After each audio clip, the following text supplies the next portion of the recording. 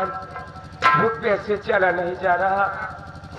आज कई दिन हो गया खाने को कुछ भी नहीं मिला। अरे इस पापी संसार में अपना पेट भरना तो मुश्किल है। ये मेरा बेटा भी भूखा है, मैं अपने बच्चे के लिए दूध कहाँ से लाऊं? मैं चलते चलते थक गई, थोड़ी देर यहीं पर बैठकर आराम कर लेती हूँ। उसके बाद वो आगे बस्ती दिखाई दे रही है, वहीं पर जाकर भैया बाबू लोगों से, माँ बहनों से अपने बच्चे के लिए दूध की भिक्षा मांगूंगी।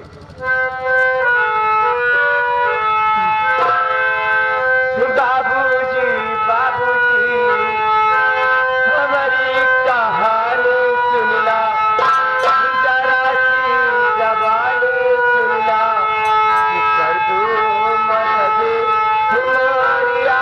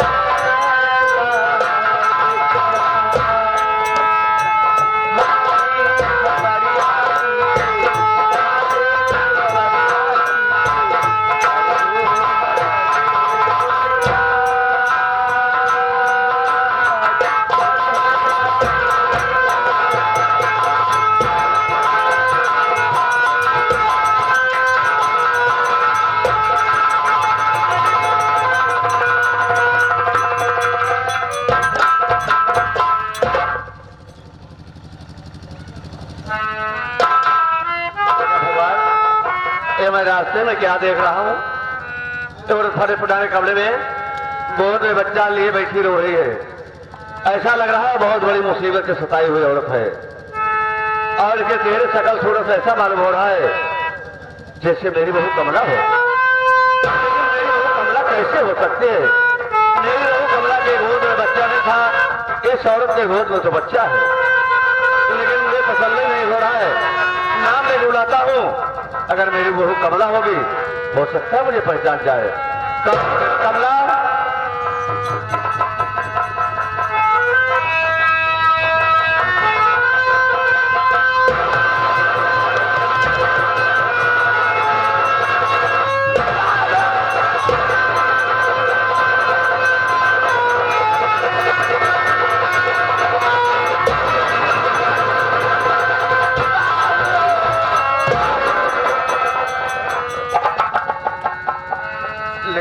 कमला तो इस हालत में यहां बैठ कर रो रही है, तो क्या हुआ? तेरी बहू में बच्चा किसका है? घर की बाती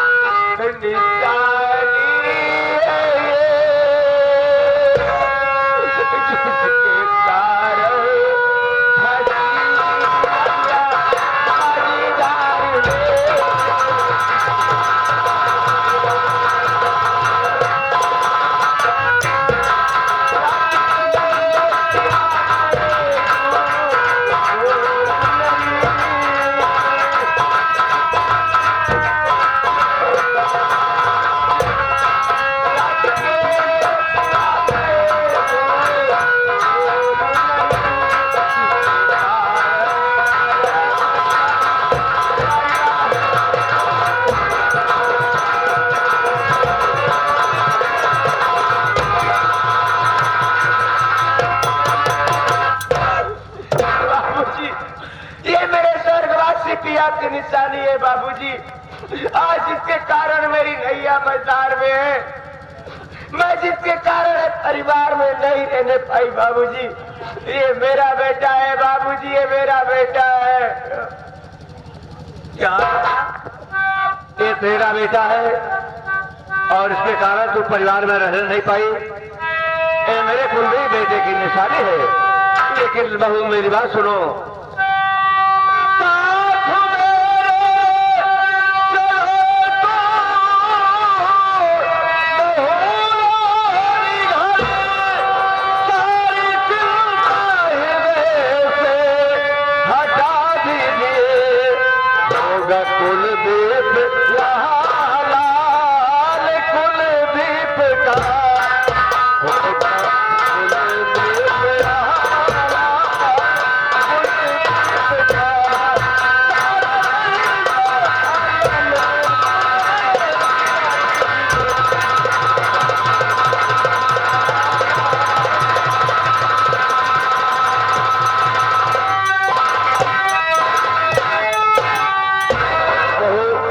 कुलदेव का बेटा होगा, किसी गैर का नहीं होगा।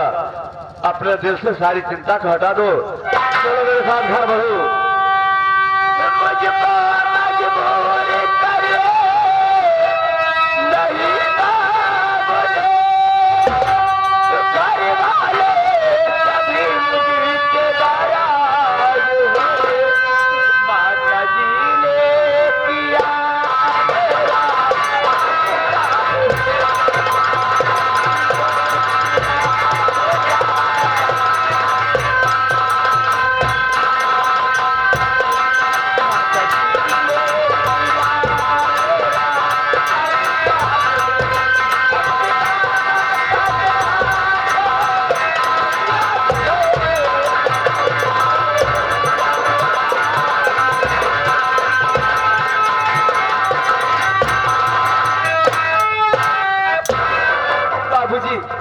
मैं उस घर में कैसे चलूं जहां से मेरे माथे पे कलंक का टीका लगाकर मुझे मारकर घर से भगा दिया गया बाबूजी। मैं वहां कैसे चलूं?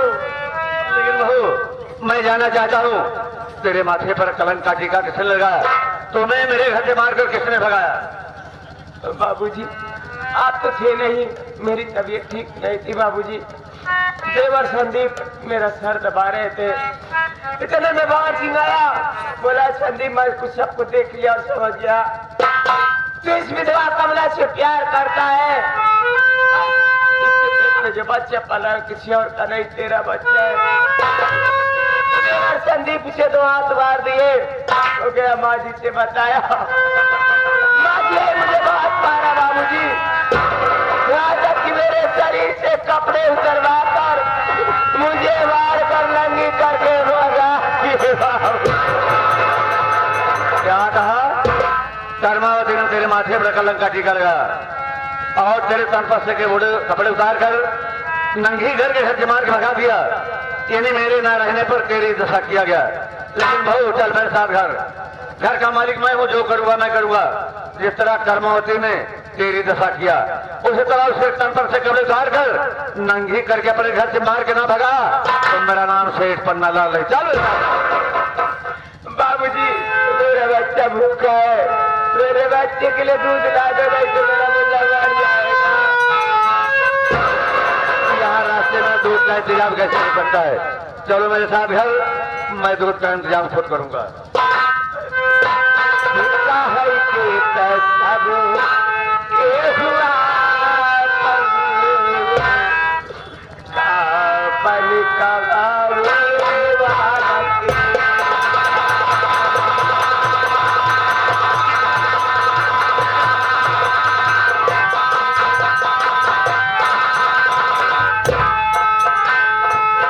सुखा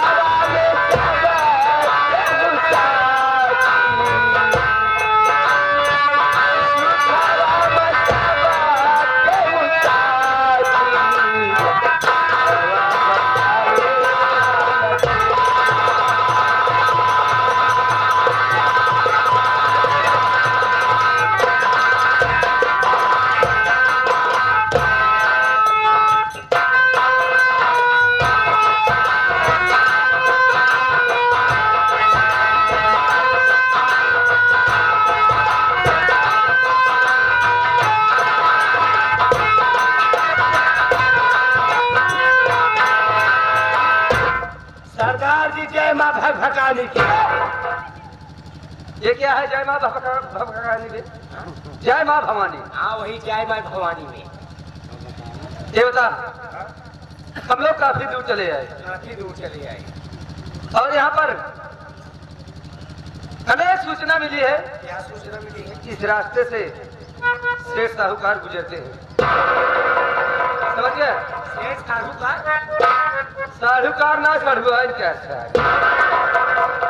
सेठ साहूकार गुजरते हैं, उनके पास ऐसा रहता है, गहना रहता है। तो ऐसा करता है, चल हम और तुम इसी झाड़ी में छुप जाते हैं, ये कोई आएगा। ठीक?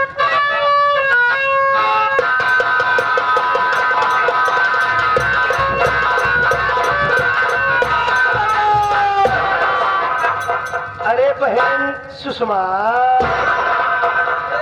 साले कब सुधरेगा बे? ये सुषमा क्या है बे? बहन सुषमा। सुषमा सुषमा साला कह रहा है अरे बहन। देख ले पंचम, नहीं मेहमान है न पुनः पैंट बुस्कट ना खरीद पाए, लेकिन देखा था बहनी जौन पी साड़ी पहिरा है। अरे मेहमान तोहरे ऊपर गर्व है यार, गर्व है यार तोहार, गर्व है यार, गर्व है। गर्व है मेहमान तोहरे ऊपर, गर्व है यार। आज इतना खुश है मेहमान तोहरे ऊपर, विश्वास कैल हमारे एक आध बहने उधर होते ना, वो बहनी पिया तोहरे साथ कह दे मेहमान। लेकिन मेहमान हम तो है छोटका सार बड़का सार यार निकला। अरे साले कैसे परा इंसान को तू अपना जीजर बना रहा है? अरे मेहमान है। मेहमान? हाँ हम छोटका सारा बड़का सार बहन सुषमा। हाँ भैया, मैं शादी करेले हूँ, ये मेरे पति जी हैं भैया। ओ बहन तू शादी कर ली, और हम इसको तो पता चल गया है, लेकिन मुझे नहीं मालूम और मुझे बताया भी नहीं कि मैं शादी कर रही हूँ।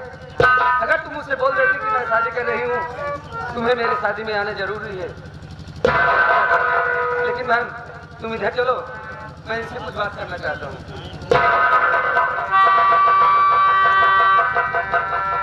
अरे ओ नौजवान,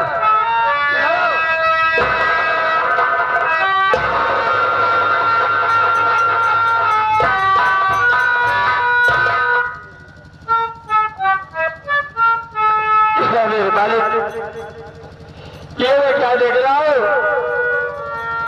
कि बाबू जी का चेहरा तो मेरे भैया जैसे लग रहा है। मेरे भैया कहाँ हो सकते हैं? मेरे भैया तो इस दुनिया को छोड़कर चले गए। बाबू जी मैं आज कुछ जानना चाहता हूँ। क्या जानना चाहते? अरे आपका सारा चेहरा मेरे भैया से मिलता है।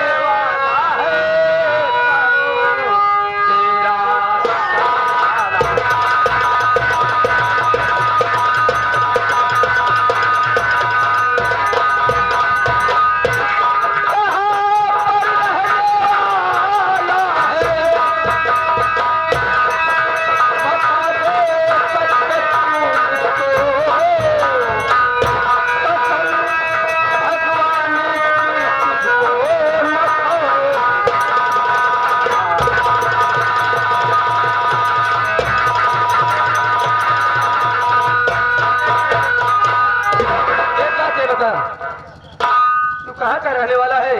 तेरा नाम क्या है? और तू भगवान से तो नहीं डरा, मुझसे भी नहीं डरा? बोल। बाबूजी, आप मेरा नाम जानना चाहते हैं तो मैं आपको जरूर मेरा नाम क्या है मैं आपको जरूर बताऊंगा। कहते सब संगे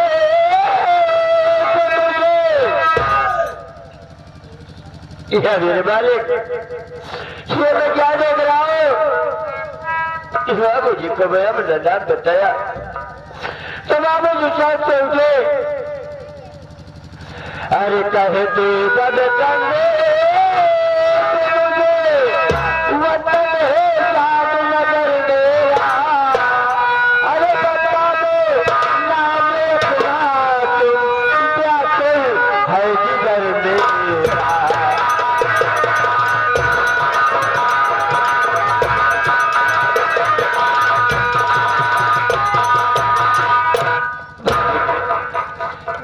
संदीप है और मैं जामनगर का रहने वाला हूँ, लेकिन बाबूजी आपका क्या नाम है? आप कहाँ के रहने वाले हैं? क्या आप अपने बारे में बताएंगे?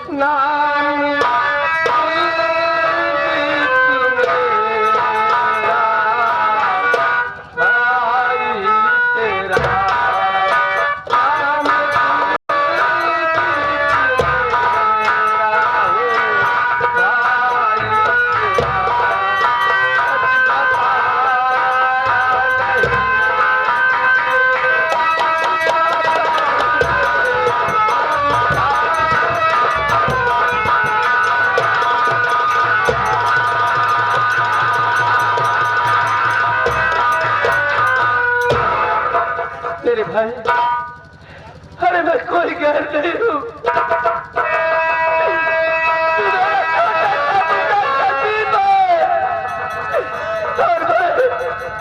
मैं तेरा बड़ा भाई कुलदीप हूँ। मेरे भाई, तुझसे मिलने के लिए कितना तड़पा हूँ। बहुत बड़ी मुद्दत के बाद तुझसे मुलाकात हुई है।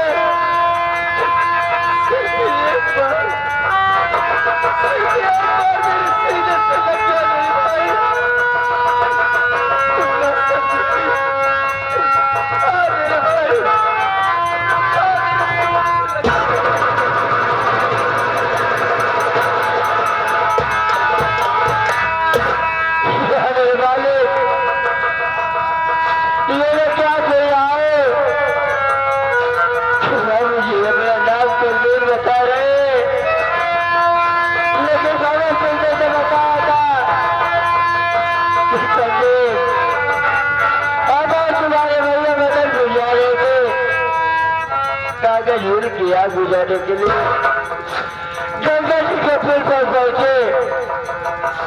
यहाँ पे ट्रक और कार का एक्सीडेंट हुआ और तुम्हारे भैया क्या कहने की दरिया में चले। मेरे भैया बच्चे, मेरे भैया को सीधे साधारण इंसान थे, आपको एक छोड़ डाकू है। भगवान के लिए मैं आपके आगे हाथ जोड़ता हूँ, आप यहाँ से चले जाइए। आप तो एक डाकू है, पता नहीं कितनी की माँ बहन की गोद उजाड़ दी होगी और कितनी की पास पूरी कर दी होगी। आप मेरे भैया नहीं है, यहाँ से चले जाइए। बस सुनने बस। अरे तू जिसमें का चोर डाकू मुझे समझ रहा है ना, मैं उसमें का चोर डाकू नहीं हूँ रे। अरे मैं डाकू हूँ, बिना तो किसी माँ बहन की माँ का सिंदूर मिटाया हूँ और ना किसी बच्चे को अनाथ बनाया हूँ, ना तो किसी माँ की गोद सूनी किया हूँ। मैं दरबारी बात का डरता हूँ, मैं बड़े-बड़े से साहूकारों को लूटता हूँ और गरीब भाइयों में दान कर देता हूँ। मुझे जानना चाहता है ना?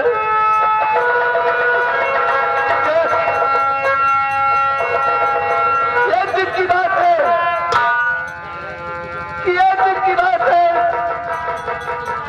भंवर सिंह मुझे अपने साथ मदनपुर कागज मिल में लिया जा रहा था। मदन बोला कि मदनपुर कागज मिल में आग लगी है।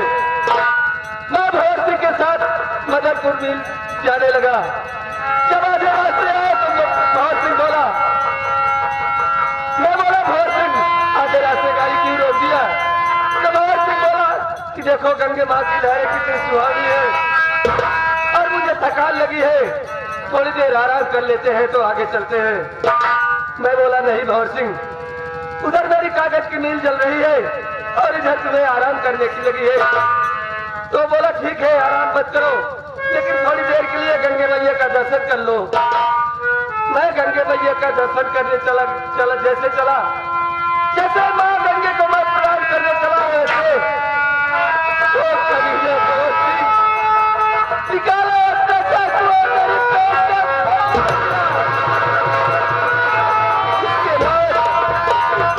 इसके बाद मुझे एक लाश से खाक कर दिया। मैं गंगा माँ की दरिया में गिर गया। ये तो मैं तेरा वही भाई कुलदीप हूँ। ये तो भला बना उस लड़की की जो तेरे साथ है, ये जो मुझे जीवन दान मिला ना, ये जो मुझे नई जिंदगी मिली, नया जीवन मिला, ये बहन शीतला के कारण मिला। अपने साथियों ने मुझे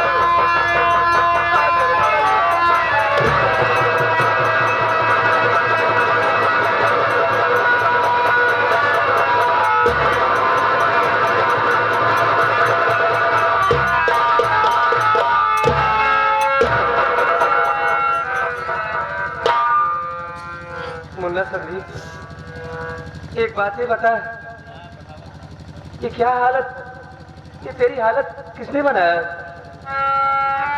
और जब तक मैं साथ था तुझे कभी रोते हुए नहीं देखा, लेकिन आज तेरी हालत देख करके मुझे ऐसा लग रहा है और तू रो रहा है कि जरूर तेरे साथ कोई नाइंसाफी हुई है। बोल मुन्ना, बोल कौन है वो?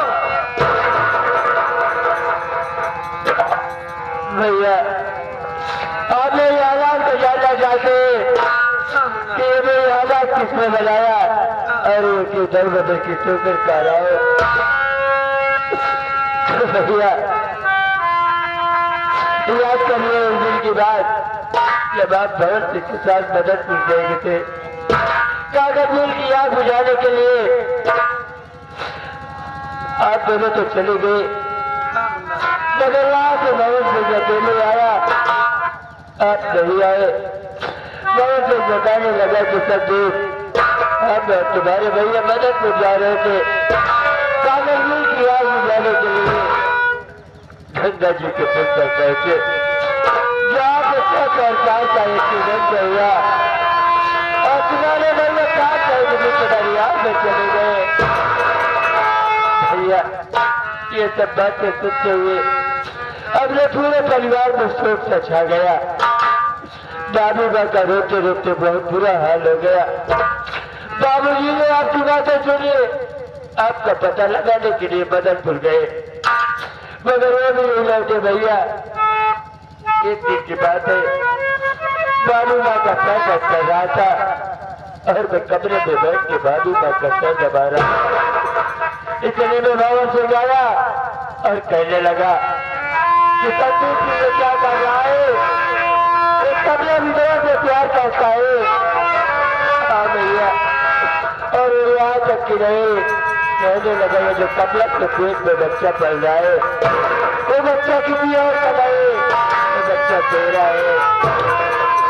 भैया मुझे गुस्सा आ गया, भंवर सिंह को तो हाथ मार दिया। भंवर सिंह वही बातें जाकर बाजी को बताया। बाजी ने गुस्से में आकर बाबू माँ को बहुत सजा से निकलने के बाद मैं जब कॉलेज से आया तब अपनी भाभी माँ को आवाज दे रहा था। भाभी माँ तो नहीं आई, इसलिए मैं भाभी आई और ये कहेंगे मेरे भी ऊपर लगाकर मुझे भी घर से बात के भगा दिया। भैया घर से निकलने के बाद मैं अपनी भाभी को बहुत ढूंढा, बहुत पता लगाया, लेकिन भाभी का कहीं कुछ पता नहीं चला। मुझे तो ऐसा लगता है भैया कि भाभी का कहीं अपनी जान को नहीं दे दी। भैया नहीं मुन्ना, तेरी भाभी ऐसा नहीं कर सकती है। तेरी भाभी बहुत कार नहीं है कि जो मुसीबतों का सामना न करे। मैं उसे अच्छी तरह जानता हूँ। क्यों कोई भी मुसीबत उसके ऊपर आएगी तो मुसीबत का सामना करेगी, और कायरता उसके अंदर नहीं है कि मुसीबत से अपना मुंह छिपा करके तो अपनी जान गंवा बैठे। ऐसा नहीं हो सकता मुन्ना। भैया बोल। मैं दर बदर की ठोकर खा रहा था, भूख प्यास से तड़प रहा था। भटकते भटकते शिव जी के मंदिर पे पहुंचा, जहाँ पे सुषमा नाम की लड़की बैठी थी। मैंने इससे पानी मांगा, इसने मुझे पानी पिलाया और इसने मेरी हालत को देखा। कहने लगी बाबू जी आप मेरे साथ शादी कर लीजिए। मैंने अपनी हालत को देखते हुए भैया इसके साथ शादी कर लिया। अगर जाने को मुझसे कोई गलती हो गई तो मुझे अपना छोटा भाई समझ कर बात कर देना।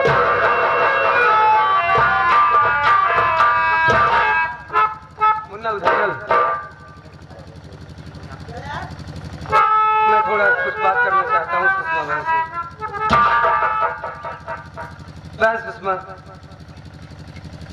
ये संदीप मेरा छोटा भाई है और तू उसकी धर्मपत्नी है। इसलिए आज से